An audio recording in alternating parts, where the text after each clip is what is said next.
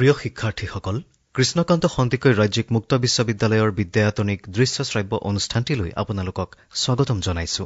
স্বয়ংপ্ৰভা DTH channel 20ৰ যোগেদি শিক্ষাৰ্থীসকলৰ অধ্যয়ন কাৰ্য অধিক মনোগ্ৰাহী আৰু ফলপ্ৰসূ হোৱালৈ লক্ষ্য ৰাখি বিভিন্ন বিষয় সামৰি আমাৰ এই বিদ্যায়তনিক অনুষ্ঠানটি সজোৱা হৈছে। আহকচোন প্ৰিয় দৰ্শকসকল, আমাৰ আজিৰ খণ্ডটিৰ মাজলৈ আগবাঢ়ো।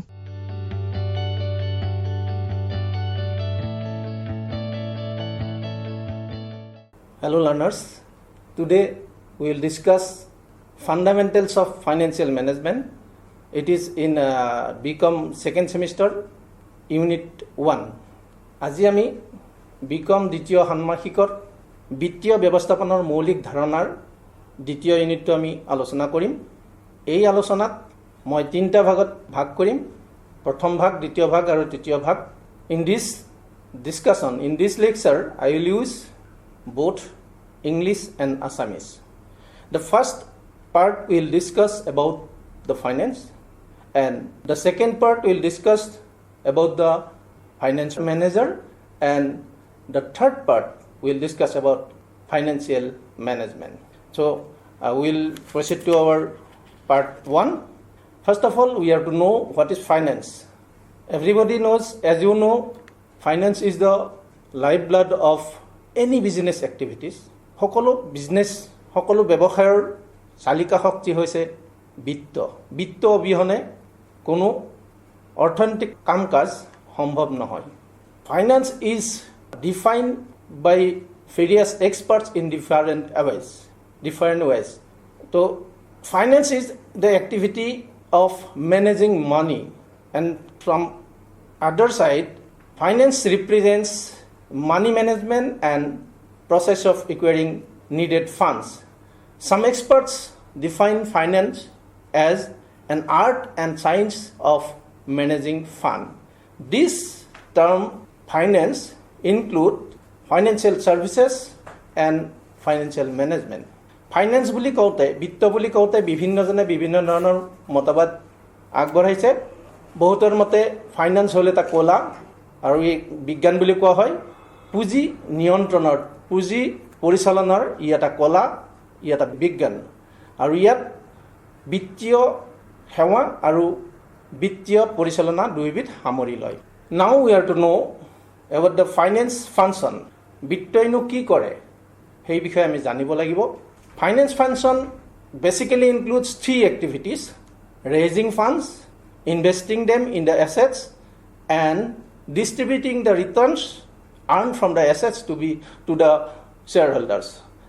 বিত্তই প্ৰধানত 3 ধৰণৰ কাম কৰে, 3 ধৰণৰ কাৰ্য সামৰি লয়। প্ৰথমতে হৈছে পুঁজি আহৰণ কৰা, আৰু দ্বিতীয়টো সেই আহৰণ কৰা পুঁজিখিনি বিভিন্ন সম্পদত বিনিয়োগ কৰা, আৰু তৃতীয়টো হৈছে সেই সম্পদ বিনিয়োগৰ দ্বাৰা যিটো লাভ উপাৰ্জন হ'ল সেই লাভখিনি শ্বেয়াৰ হোল্ডাৰ্ছ, অংশধাৰকসকলৰ মাজত বিতৰণ কৰা। This finance attempts to balance cash inflow and cash outflow. This finance function involves in 4 decisions. বিত্তীয় কাৰ্যসমূহ 4টা সিদ্ধান্তত আলোচনা কৰা হয়। ইয়াত 4টা সিদ্ধান্ত অন্তৰ্ভুক্ত কৰা হয়: ইনভেষ্টমেণ্ট ডিচিশ্যন, বিনিয়োগ সিদ্ধান্ত; ফাইনেন্সিং ডিচিশ্যন, বিত্তীয় সিদ্ধান্ত; ডিভিডেণ্ড ডিচিশ্যন, লাভাংশ সিদ্ধান্ত; এণ্ড লিকুইডিটি ডিচিশ্যন, তৰলতা তাৰল্য সিদ্ধান্ত। Now will discuss those 4 decisions one by one. এতিয়া আমি এই 4টা সিদ্ধান্তৰ বিষয়ে জানো আহক। ইনভেষ্টমেণ্ট ডিচিশ্যন, বিনিয়োগ সিদ্ধান্ত। বিনিয়োগ সিদ্ধান্তক capital budgeting. The investment decision is also known as capital budgeting, and it concerns with the selection of investment proposal or proposals and the investment of funds in the selected proposal. বিনিয়োগ সিদ্ধান্তক capital budget বুলিও কোৱা হয়, budgeting বুলিও কোৱা হয়। আৰু ইয়াত কি কৰা হয়, প্ৰথমতে সিলেক্ট কৰা হয় যে কোনটো প্ৰপ'জেলত বা কোনবোৰ প্ৰপ'জেলত ইনভেষ্ট কৰা হ'ব আৰু কিমানখিনি ইনভেষ্টমেণ্ট কৰা হ'ব এইটো ইয়াত সিলেক্ট কৰা হয়। হিয়াৰ in investment ডিচিশ্যনছ 2 important aspects are included, and there evaluation of the prospective profitability of new investments, and measurement of cut-off rate. Against that, the prospective return of new investments could be compared. Now, the second decision, financing decision. After getting the investment decision, after having the investment decision, the second step of the finance manager is to decide when, from where, and how those needed funds will be acquired for investment. দ্বিতীয় সিদ্ধান্তটোত বিত্তীয় প্ৰবন্ধকজনে তিনিটা কথা সিদ্ধান্তলৈ আনিব লাগিব: কেতিয়া, ক'ৰ পৰা আৰু কেনেকৈ সেই বিনিয়োগ কৰিবলগীয়া পুঁজিখিনি আহৰণ কৰিব. And it will also determine the appropriate proportion of equity and debt. The mix of debt and equity is known as the capital structure, and the finance manager will have to go for optimum capital structure. এই বিত্তীয় যিটো সিদ্ধান্ত, সেই সিদ্ধান্তটোত দুটা input থাকে, এটা হ'ল equity আৰু এটা ডেপ্ট. ইকুইটি আৰু ডেপ্ট যিটো কেপিটেল হ'ব, সেই ডেপ্টটোৰ সেইটোৰ প্ৰপাৰ মিশ্ৰণ কৰিবলৈ বিত্তীয় প্ৰবন্ধকজনে চেষ্টা কৰিব লাগিব. The third decision is the dividend decision. The financial manager must decide whether the firm should distribute all the profits or retain them or distribute a portion of the profit and return the balance. এই তৃতীয় যিটো সিদ্ধান্ত, লভ্যাংশৰ সিদ্ধান্ত অনুসৰি বিত্তীয় যিজন প্ৰবন্ধক থাকিব, বিত্ত প্ৰবন্ধকজনে তেওঁ ডিচাইড কৰিব লাগিব সেই অনুষ্ঠানটোৰ পৰা যিখিনি মুনাফা অৰ্জন হ'ল, সেই মুনাফাখিনি তেওঁ গোটেইটো অংশ শ্বেয়াৰ হোল্ডাৰসকলৰ মাজত বিতৰণ কৰিব, নে সেইখিনি নিজৰ হাতত ৰাখি থ'ব, অৰ্গেনাইজেশ্যনৰ মানে অনুষ্ঠানৰ হাততে ৰাখি থ'ব, নে এটা অংশ ডিষ্ট্ৰিবিউটেড বিতৰণ কৰিব আৰু এটা অংশ ৰাখি থ'ব, সেইটো বিত্ত প্ৰবন্ধকজনে সিদ্ধান্ত ল'ব. যিটো dividend policy, dividend policy should be determine in terms of its impact on the shareholders value. The proportion of profits distributed as dividend is called dividend payout ratio, and the retention proportion of the profits is known as the retention ratio. যিটো লভ্যাংশ বিতৰণ কৰা হয়, সেই লভ্যাংশ বিতৰণ কৰা অনুপাতটো কোৱা হয় লভ্যাংশ প্ৰদান অনুপাত, আৰু দ্বিতীয়টো হৈছে ৰিটেনশ্যন অনুপাত. Now, the fourth decision is liquidity decision. It is an important decision for the finance manager. The liquidity is come from the word liquid. The normal meaning of liquid is the things which have no shape. But in the case of in commerce, liquidity means the assets which can be converted into cash easily. So the finance manager will have to try to maintain liquidity. This liquidity is related to the profitability. More liquidity, less profitability. Less liquidity may be result more profitability. Hence, the proper balance must be achieved by the finance manager between profitability and liquidity. যি তাৰল্য যিটো সিদ্ধান্ত, এইটো অতি গুৰুত্বপূৰ্ণ সিদ্ধান্ত. বিত্ত প্ৰবন্ধকজনে তাৰল্য নীতিটো মানি চলাটো অত্যন্ত প্ৰয়োজনীয়, কাৰণ তাৰল্য আৰু মুনাফা অৰ্জন দুটা মাজত গাঢ় সম্পৰ্ক আছে. যদি তাৰল্য বেছি হয়, মুনাফা কমি যাব পাৰে, আৰু তাৰল্য কম হ'লে মুনাফা বেছি হোৱাৰ সুবিধা থাকে. সেয়েহে বিত্ত প্ৰবন্ধকজনে উচিত এটা ভাৰসাম্য ৰক্ষা কৰা উচিত লিকুইডিটি আৰু তাৰল্যতা আৰু মুনাফাৰ ক্ষেত্ৰত. Lack of liquidity in extreme situations can lead to the firm's insolvency, and current assets should be managed efficiently for safeguarding the firm against the risks of illiquidity. তাৰল্যতাই কেতিয়াবা কোনো এটা প্ৰতিষ্ঠানক বিপদত পেলাব পাৰে. তাৰল্যতা যদি সঠিক ধৰণে ৰখা নাযায়, এটা প্ৰতিষ্ঠান দেউলীয়া হ'ব পাৰে. গতিকে বিত্ত প্ৰবন্ধকজনে সেই অনুষ্ঠানটোত তাৰল্যতাৰ যিটো সিদ্ধান্ত সঠিকভাৱে লোৱাটো উচিত. Learners, the first part ends here, and I will discuss in the second part about finance manager. Hello learners, we will discuss about the part 2. In this part 2, we will discuss about finance manager. Finance manager is the key person in every business entity. প্ৰতিটো ব্যৱসায়িক প্ৰতিষ্ঠানত বিত্তীয় প্ৰবন্ধকজন এজন অত্যন্ত গুৰুত্বপূৰ্ণ ব্যক্তি। Because finance manager is responsible to carry out the finance functions. He is also responsible for shaping the fortune of an organization.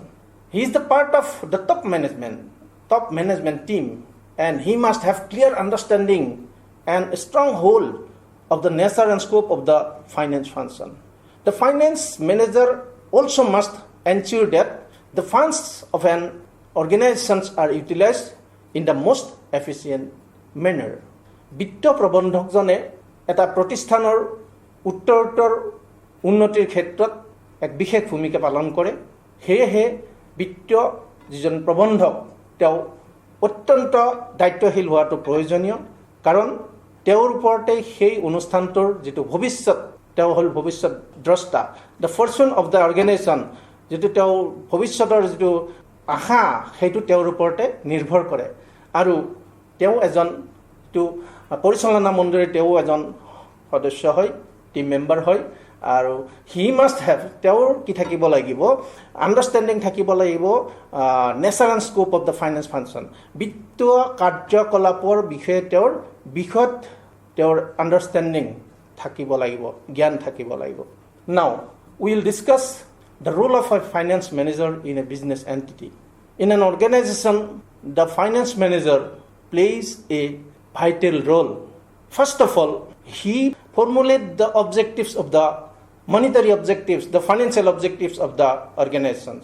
The first role the finance manager will have to play regarding formulation of objective. বিত্ত প্ৰবন্ধকজন কোনো এটা ব্যৱসায় প্ৰতিষ্ঠানৰ এজন গুৰুত্বপূৰ্ণ ব্যক্তি, ইতিমধ্যে আমি উল্লেখ কৰি আহিছোঁ। তেওঁৰ যিটো ভূমিকা ব্যৱসায়িক প্ৰতিষ্ঠানটোত, তেওঁৰ ভূমিকা অপৰিসীম। তেওঁৰ প্ৰথম ভূমিকা হ'ব ফৰ্মুলেশ্যন অফ অবজেক্টিভ, উদ্দেশ্য নিৰ্ধাৰণ কৰা।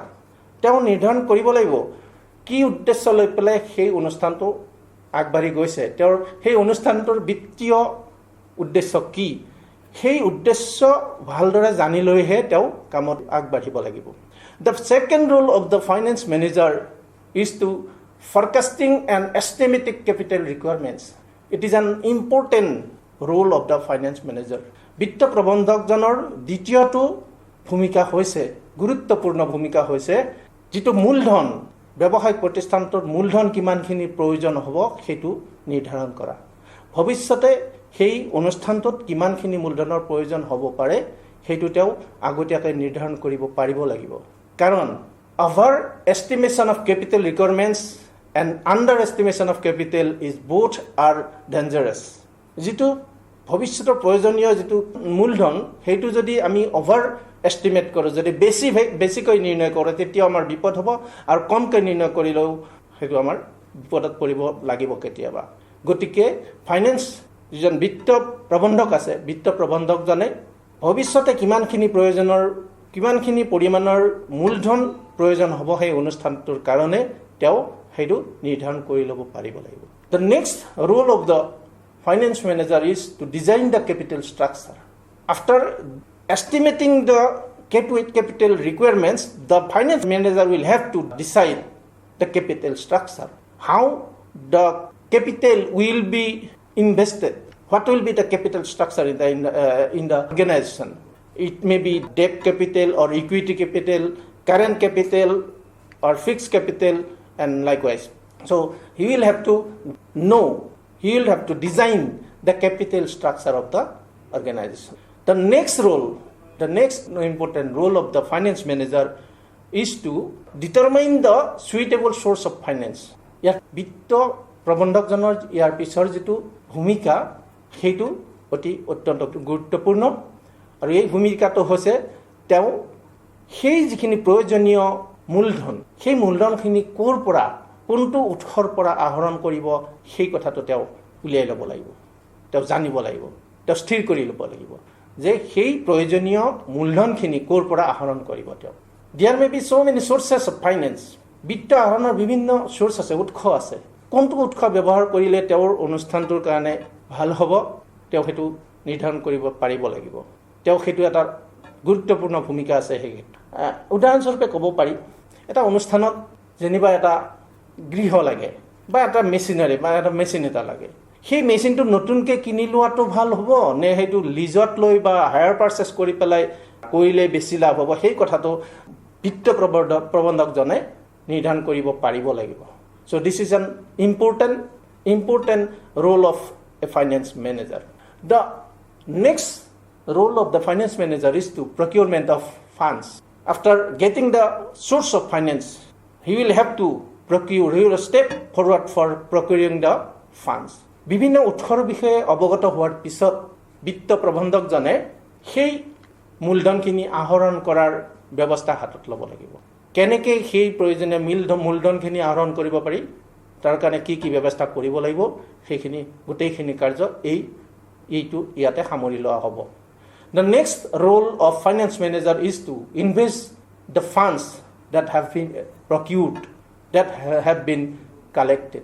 ইয়াৰ পিছৰ যিটো ভূমিকা বিত্ত প্ৰবন্ধকজনৰ যিটো ভূমিকা সেইটো অতি গুৰুত্বপূৰ্ণ যিখিনি মূলধন আহৰণ কৰা হ'ল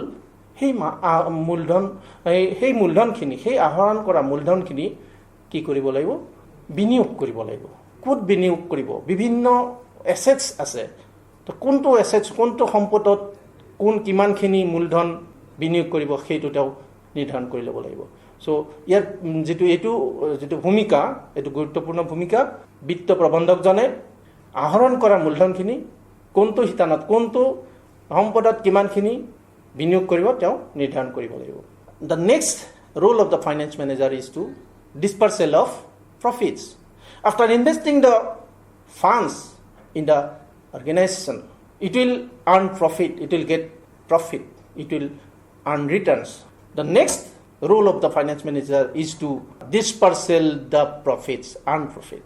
যিখিনি মূলধন বিনিয়োগ কৰা হ'ল অনুষ্ঠানটোত তাৰ পিছত মূলধনৰ পৰা কি আহিব মুনাফা আহিব প্ৰফিট আহিব ৰিটাৰ্ণছ আহিব সেই মুনাফাখিনি বিত্ত প্ৰবন্ধকজনে ডিসপাৰ্সেল মানে এটা ভগাই দিয়াৰ ব্যৱস্থা কৰিব লাগিব সেই মুনাফাখিনি নিজৰ হাতত ৰাখি থব নে অংশধাৰকসকলৰ মাজত বিতৰণ কৰিব নে আধা ৰাখি থব আধা এটা অংশ ৰাখি থব এটা অংশ বিতৰণ কৰিব সেইটো তেওঁ নিৰ্ধাৰণ কৰি ল'ব লাগিব The next role of the finance manager is to maintain the proper liquidity as already discussed about liquidity the important role of the finance manager is to maintain liquidity in the organization because liquidity may leads into improper liquidity may leads into insolvency of the institution so ইয়াৰ পিছৰ যেটো ভূমিকা হেতু হৈছে তাৰল্যতা প্ৰকৃত তাৰল্যতাটো ৰক্ষা কৰি চলিব লাগিব তাৰল্য ৰক্ষা কৰি তেওঁ অনুষ্ঠানটোত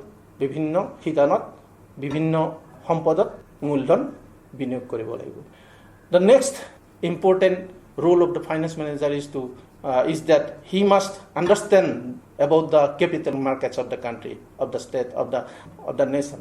বিত্ত প্ৰবন্ধকজনৰ মূলধনী বজাৰৰ সম্পৰ্কে সাম্যক জ্ঞান থাকিব লাগিব তেওঁ মূলধনী বজাৰ কি বস্তু কেনেকৈ বৰ্তমান কি অৱস্থাত আছে সেই জ্ঞানখিনি তেওঁ আহৰণ কৰিব পাৰিব লাগিব he must understand the capital market at any moment because capital market is the common place for the investors and the borrowers গতিকে বিত্ত প্ৰবন্ধকজনৰ মূলধনী বজাৰ সম্পৰ্কত জ্ঞান থকাটো নিতান্তই প্ৰয়োজনীয় The last but not the least role of finance manager is to maintain relation with the outside agencies of the organization.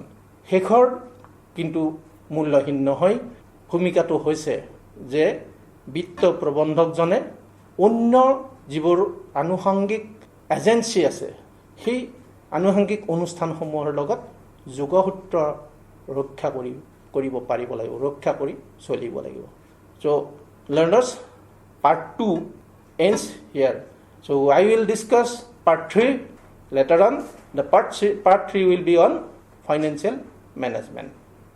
Hello learners, we are entering into part 3 of the lecture. The part 3 will discuss about the meaning of financial management, its role, its functions, and relation with other management. What is financial management? Already we have got finance, financial manager, and now financial management. Financial management includes planning and controlling of the firm's financial resources. এটা প্ৰতিষ্ঠানৰ যিটো resource আছে, যিটো সম্পদ আছে, যিমানখিনি সম্পদ আছে, সেই সম্পদখিনিৰ আঁচনি গ্ৰহণ আৰু পৰিচালনা নিয়ন্ত্ৰণ কৰাটোই হৈছে বিত্তীয় পৰিচালনা. Financial management includes planning and controlling of the firm's financial resources. It involves two aspects, two things: acquisition and utilization of fund. Financial management involves acquisition and utilization of funds. বিত্তীয় পৰিচালনাত দুটা কথা নিহিত থাকে, এটা হৈছে পুঁজি আহৰণ আৰু দ্বিতীয়টো হৈছে পুঁজিৰ ব্যৱহাৰ. It consists of the decision relating to investment, financing and dividend as we discussed earlier. আমি ইতিমধ্যেই আমি আলোচনা কৰিছো, ইয়াত বিত্তীয় পৰিচালনাত তিনিটা দিশ সামৰি লোৱা থাকে. এটা হৈছে বিনিয়োগ, বিত্তায়ন আৰু লভ্যাংশ প্ৰদান. What are the objectives of financial management? বিত্তীয় পৰিচালনাৰ উদ্দেশ্য কি? Basically, the objectives of financial management includes two. One is profit maximization and the second is shareholders wealth maximization. বিত্তীয় পৰিচালনাৰ উদ্দেশ্য প্ৰধানতঃ দুই ধৰণৰ. প্ৰথমটো হৈছে মুখ্যটো হৈছে মূলতঃ হৈছে লাভ বা মুনাফা বৃদ্ধি কৰা আৰু অংশধাৰকসকলৰ যিটো সম্পদৰ মূল্য বৃদ্ধি কৰা. এই দুটাই হৈছে মূলতঃ বিত্তীয় পৰিচালনাৰ প্ৰধান উদ্দেশ্য. Financial management has relation with all other areas of management because every actions, every activities of the organization is relating to finance. Financial management and marketing. Marketing activities of a concern or an organization comprises the formulation of marketing objectives, policies, programs and strategies. The purpose behind marketing management is to enhance the sale volume, to develop new markets and to reach new customers. Since the determination of approximate price of the company's product is very important, both the marketing and the financial managers there should have a joint decision. বিত্তীয় পৰিচালনা আৰু বিপণন দুটাৰ মাজত সম্পৰ্ক আছে.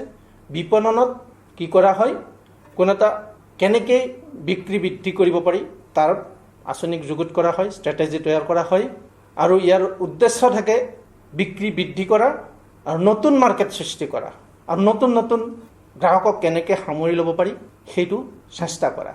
এটা সামগ্ৰীৰ যিটো মূল্য নিৰ্ধাৰণ কৰোঁতে কি কৰিব লাগিব, বিত্তীয় পৰিচালনা আৰু মাৰ্কেটিং মেনেজমেণ্ট যিটো বিপণন পৰিচালক দুজনৰ মাজত সমূহীয়া সিদ্ধান্ত লৈহে সেইটো স্থিৰ কৰিব লাগিব. Joint decision must be there with financial management and marketing management. Now, financial management and personnel management. Personnel management is having indivisible relation with financial management. Personnel management is relating to employment, compensation of the employees, training, etc. All these functions are performed in consultation with the heads of the departments. However, all this requires finance and thereby these are relating to financial management. বিত্তীয় পৰিচালনা আৰু যিটো personnel management সেই দুটাৰ মাজত গাঢ় সম্পৰ্ক আছে. পাৰ্চনেল মেনেজমেণ্টৰ ভিতৰত কোনো এটা অনুষ্ঠানৰ যে কৰ্মচাৰীসকলৰ নিয়োগ, তেওঁলোকক ট্ৰেইনিং দিয়াৰ ব্যৱস্থা আদি ইয়াত অন্তৰ্নিহিত থাকে আৰু এই সকলোবোৰ বিত্তৰ লগত জড়িত. এইবোৰ কৰিবলৈ হ'লে বিত্তৰ প্ৰয়োজন হ'ব. তো সেই ফালৰ পৰা চাবলৈ গ'লে যিটো personnel management is relating to financial management. গতিকে বিত্তীয় পৰিচালনাৰ ক্ষেত্ৰত পাৰ্চনেল মেনেজমেণ্টৰ গাঢ় সম্পৰ্ক আছে. Now financial management and production management. Production is the conversion of raw materials into finish products which is also' called manufacturing of goods. উৎপাদন যিটো ব্যৱস্থা সেইটো হৈছে আমাৰ যিটো ৰ মেটেৰিয়েলছ আছে, কেঁচা সামগ্ৰী, সেই কেঁচা সামগ্ৰীক সম্পূৰ্ণ ফিনিছ প্ৰডাক্ট যিটো উৎপাদিত সামগ্ৰীলৈ ৰূপান্তৰিত কৰাটোই হৈছে প্ৰডাকশ্যন। এই প্ৰডাকশ্যন ব্যৱস্থাটো বিত্তীয় পৰিচালনা ব্যৱস্থাৰ লগত ওতঃপ্ৰোতভাৱে সম্পৰ্ক। The production department will have to ensure that production is carried on in the best manner at the lowest cost. However, production is indirectly related to the key day-to-day decisions by the financial manager. For instance, changes in the production process may necessitate capital expenditures, which the firm's financial manager should evaluate and then finance. Then thus financial management and production management are related. Production অর্থাৎ উৎপাদন বঢ়াবলৈ হলে নতুন নতুন machinery নতুন নতুন inputs লগাব লাগিব আৰু সেই ইনপুটছখিনি ক্ৰয় কৰিবলৈ বিত্তৰ প্ৰয়োজন হ'ব। গতিকে এই দুটা ওতঃপ্ৰোতভাৱে জড়িত। ফাইনেন্সিয়েল মেনেজমেন্ট এণ্ড কষ্ট accounting. Most large firms or large institutions, large organizations have a separate cost accounting department to monitor expenditures in their operational areas. Cost accounting is the steering wheel which keeps the organization on a steady path of prosperity. It helps the management in carrying out its function by providing cost information. The finance manager is concerned with the proper utilization of funds and thereby he is rightly concerned with the operational cost of the firm. Moreover, as the financial manager of the firm will have to make suitable recommendations to keep the cost under control, the information supplied by cost accounting department is very pertinent to him. বিত্তীয় পৰিচালনা আৰু কষ্ট accounting, financial management and কষ্ট accounting এই দুটাৰ মাজত সম্পৰ্ক আছে। কোনো কোনো ডাঙৰ প্ৰতিষ্ঠানত কষ্ট একাউণ্টিং বুলি এটা বেলেগে বিভাগ থাকে আৰু ইয়াত কি কৰে, এইটো এটা ষ্টিয়াৰিং হুইলৰ কাম কৰে আৰু ই যিবোৰ কষ্ট ইনফৰমেশ্যন, যিবোৰ খৰচৰ যিবোৰ খৰচ ক'ত হৈছে তাৰ যিটো খৰচৰ হিচাপটো ই প্ৰদান কৰে। গতিকে খৰচ আৰু বিত্ত পৰিচালনা দুটা ওতঃপ্ৰোতভাৱে সম্পৰ্ক থকা বিভাগ। গতিকে দুটা বিভাগৰ মাজত সম্পৰ্ক থকাটো নিতান্তই প্ৰয়োজনীয়। Financial management and financial accounting. One thing is to remember that where financial accounting ends, financial management starts. Financial accounting যত শেষ হয়, financial management তাতেই আৰম্ভ হয়। Because a financial managers cannot take a rational decision until and unless accounting information are available. Accounting information যিবোৰ হিচাপৰ যিখিনি পৰিসংখ্যা সেইখিনি নোপোৱালৈকে এজন বিত্ত প্ৰবন্ধকে কোনো বিত্তীয় সম্পৰ্কত সিদ্ধান্ত ল'ব নোৱাৰে। Financial accounting is that part of the accounting which is employed to communicate the financial information of the business unit. Thus, it aims in ascertaining the profitability and providing information about the financial position of the concern. If financial accounting is concerned with the recording, classifying, summarizing and interpreting business transaction, the financial management is concerned with the task of ensuring that funds are produced at optimum cost and involve minimum financial risks. The information supplied by financial accounting is used by the financial manager to take decision. এটা কথা আমি মনত ৰাখিবই লাগিব, financial একাউণ্টিঙৰ বিভাগৰ পৰা যিখিনি তথ্য পঠোৱা হয় তাৰ ওপৰত ভিত্তি কৰিয়ে বিত্ত প্ৰবন্ধকে সিদ্ধান্ত গ্ৰহণ কৰে। গতিকে ফাইনেন্সিয়েল মেনেজমেণ্ট আৰু ফাইনেন্সিয়েল একাউণ্টিং দুটা বিভাগৰ মাজত সম্পৰ্ক ওতঃপ্ৰোত। Those are the discussion for today. We discussed 3 aspects in this lecture. Firstly, we have discussed in the part 1 about finance, and in the second part we have discussed about finance management, and in the third part we have discussed about financial management. The next class will be on financial system. Thank you all.